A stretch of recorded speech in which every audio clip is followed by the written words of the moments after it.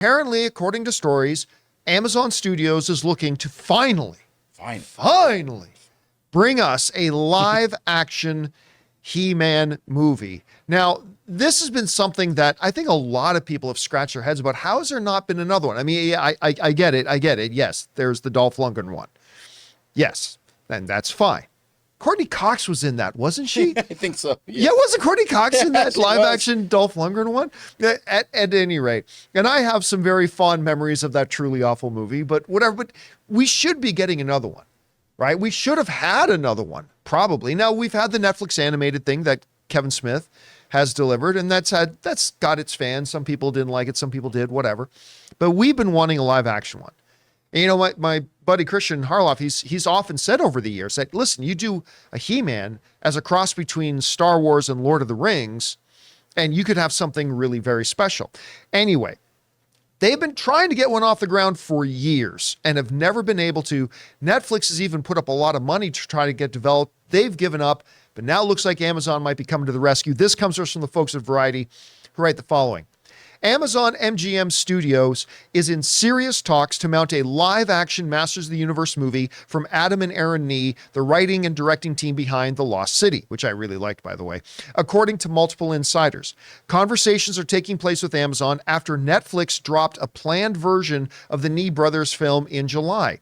Netflix spent nearly $30 million in development costs over 2 years for the project. The streamer walked away when the tentpole's budget, originally set for more than $200 million, could not be meaningfully reduced. And again, that comes to us from Variety. And listen, again, if you're Netflix, it's like, how much box office money are we going to make from this movie? Still none, like we do on all of our movies? Okay, we can't spend over $200 million to make this thing. So I get it. I get it. Amazon, though, stepping in, they have a lot of options available to them. Amazon has taken original movies and put them out just on Amazon Video, but they've also got a history of taking original movies and giving them full theatrical runs first. So they have more options available. They have more revenue options available to them than, say, a Netflix does. They also have 5,000 times more money than Netflix does, at any rate. So they have all the resources. They've got the avenues. This would be a really good fit for them. Now, would I have preferred hearing that maybe a Warner Brothers picked it up or something like that? Yeah, probably. But Netflix has, I mean, listen, this is the studio that gave us The Boys and Gen V.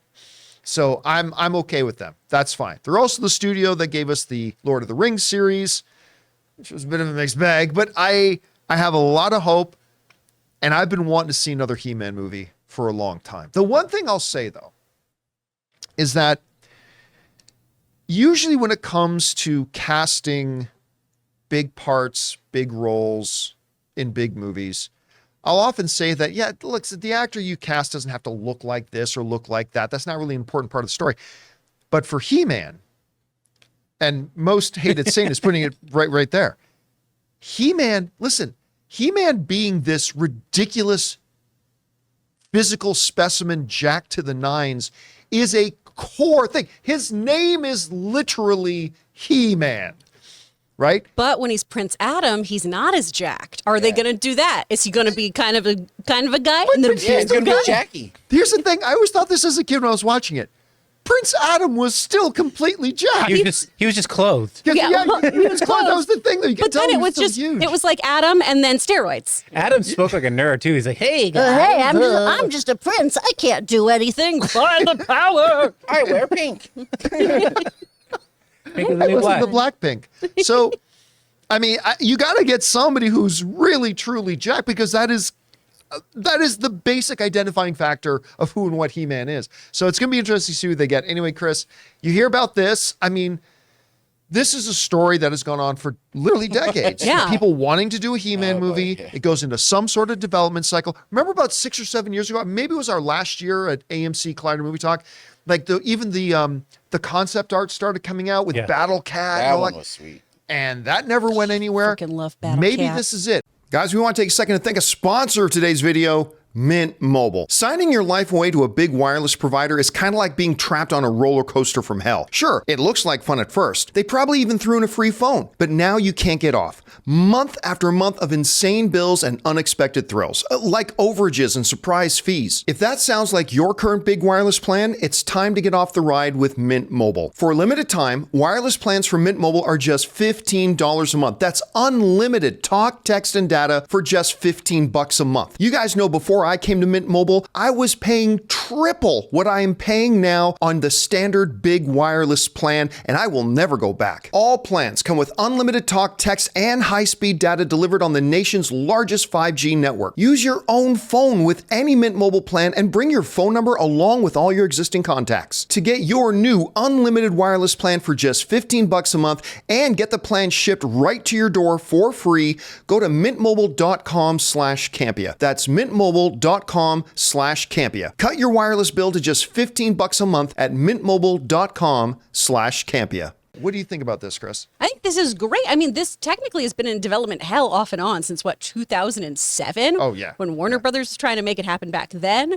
So it's great to see it getting some momentum, especially after, we reported on this in July of this being dead on arrival. So I'm glad to see this, especially because, one, and I know it's polarizing, I like the Netflix stuff, so calm down, let me have it. A lot of people seem to like season 2 more. Yeah, it's fun. Yeah. It's fun. And also Mark Hamill, Sarah Michelle Gellar, come on. You can't go wrong. It's fun.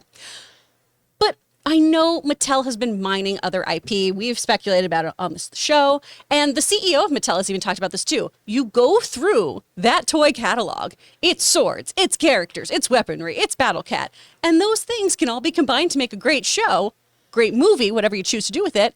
But more importantly, merchandising. There's so much merchandising. You can do so much with this. So this is just a cash cow potentially for Mattel.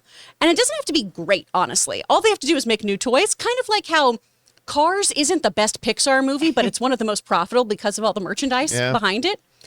I would love to have a great He-Man movie that is that cross between Star Wars and Lord of the Rings. But they don't need it to be that for it to be successful financially in terms of selling toys and things. They do need to make sure that they keep this budget under wraps, though, which is going to be difficult. Eternia is a very magical place, It's very, very wonderful and mystical. These are all super powered individuals. The effects budget is probably going to be pretty high. You got to kind of tinker with those things. And then plus, how are you going to make the villains look? Are you going to go practical? Are you going to go CGI with them? So there's already a lot of budgetary things they're going to have to keep in mind in order for this to be a success. But for the most part, I think this is a great idea. It all hinges on, do they use Orko? Oh my gosh. Well, it depends on what the tone of the movie is going to be. Yeah. Right? If they try to go like with a Game of Thrones tone, no Orko. If you try to go with a lighter tone, which there's many very good things you can still do that way, you can put in Orko. Here's the one thing that always got me, even as a kid, the one thing that I always thought was funny about He-Man was how so on the nose the names of all the characters were. Yeah. Oh, yeah. So, for instance, you had a guy, for those of you who don't know, back in the day, there was a He-Man figure, bad guy, where you literally could spin the top of his head and a different face would come in. I had him. And his name was Many Faces. Instead of Many Faces, it was Many Faces. You had a guy who looked like a beast. So what was his name? Beastman. Beastman. You had a guy with one giant fist. What was his name? Fisto, baby. Fisto, baby. So I mean, gross. it's better than Fister. Yeah. Fister. They're Fister. Yeah, you can't come into Mattel was like, oh, we got to backpedal that He fights one. the backdoor spreader, I think. He does fight the backdoor spreader. Fights the backdoor spreader. Amazon is actually working on the God of War series too, so I'm pretty sure that's going to come out way before this movie. I'm putting this movie on the shelf with Blade because this is never going to happen. I'm sorry, I wanted to, but I saved the spot. We'll have He-Man and Blade up there. I haven't seen you for like a week, and all your optimism is just. But they Kaiser do, Soze gun. He's they dark. do have He's that God of gone- War he's the series, so dark if version. that works out well, there's aspects of God of War I could see in this He-Man movie, especially like the brutality of swords, swords and shields and things like that. It all depends on the tone that they're going to go for. Right. And I mean, they're going to be cognizant of the fact that He-Man has kids as a part of their audience, but a big part of the audience is people who were kids when He-Man was in its heyday. And now we are grown-ass adults and, let's see Evil Lynn getting dirty.